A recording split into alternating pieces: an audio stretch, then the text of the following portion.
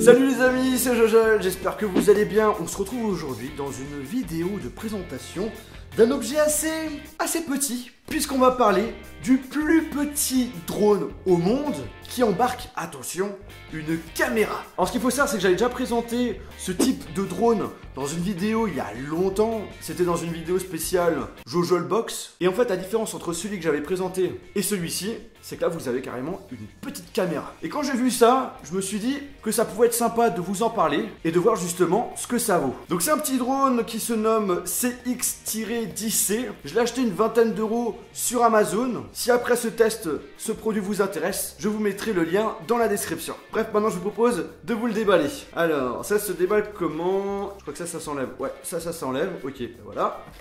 Là, non, c'est bon.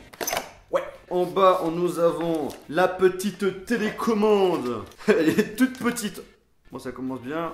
Je suis en train de la démonter.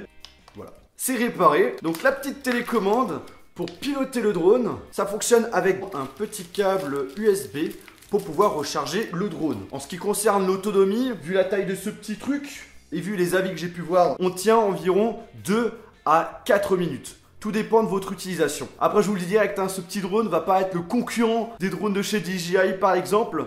Là, on est sur un produit, comme je vous l'ai dit, d'une vingtaine d'euros. On n'aura pas du tout les mêmes caractéristiques qu'un drone à plus de 1000 euros. Je pense que vous vous en doutez. Mais je tiens quand même à le préciser. Puis après, nous avons donc le drone qu'on va enlever de sa sécurité. Donc voici le 3 mégapixels. Donc, dans la logique, ça doit pas être exceptionnel. Mais on va quand même voir, on aura peut-être une surprise. Qui sait? Au niveau de la caméra, on peut prendre des photos et des vidéos. Micro SD. Voilà, la carte mémoire est mise à l'intérieur. Normalement, la batterie est assez rechargée pour pouvoir faire un petit vol. La télécommande, manque plus que mettre les piles que je vais aller chercher. Hauteur du drone. Et pour la partie droite, hein, c'est pour lui dire d'aller devant, derrière, à gauche ou à droite. Et sur la télécommande, en bas à droite, vous avez les boutons pour faire soit une photo, soit une vidéo. Donc on appuie sur le bouton gauche, ça fait une photo. On appuie sur le bouton droit. C'est bon. Là, on va faire une petite photo. Oh. Photo. Oh, non. Bon, on va recommencer. Allez, c'est parti. On refait. On monte. On fait la petite photo. On fait une petite vidéo, là.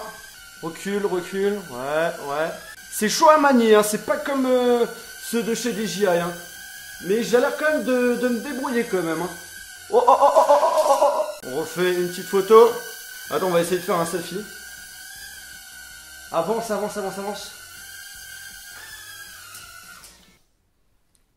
On recommence encore. Vas-y, monte.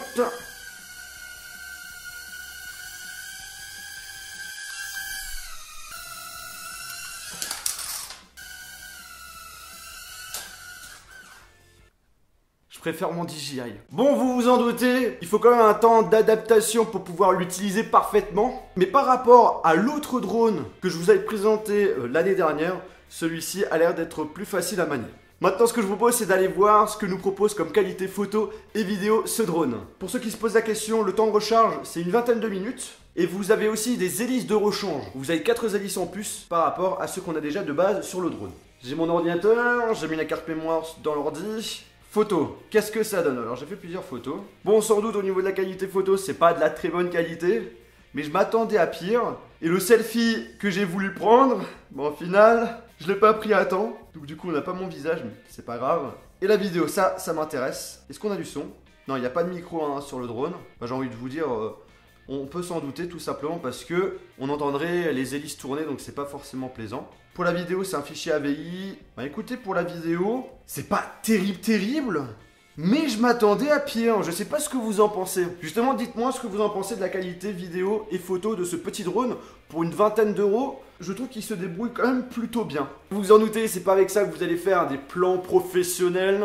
Là, il faut aller plutôt prendre des drones du style Phantom 4, le Mavic Pro. Vous allez avoir quelque chose de plus qualitatif.